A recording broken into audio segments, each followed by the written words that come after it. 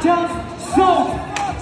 OK。在姚基金慈善拍卖的现场，激情与温暖交织，全球第一双 JB3惊艳亮相，引发无数目光聚焦。这双意义非凡的 JB3将由巴特勒亲自前往李宁工厂制作，拍卖所得的15万善款将带着满满的爱与希望奔赴台江县，为那里的乡村捐赠球场。巴特勒心系着这片土地，去年他曾造访过村 BA 所在的台江县，如今他再次用行动传递爱心。巴特勒先生您好。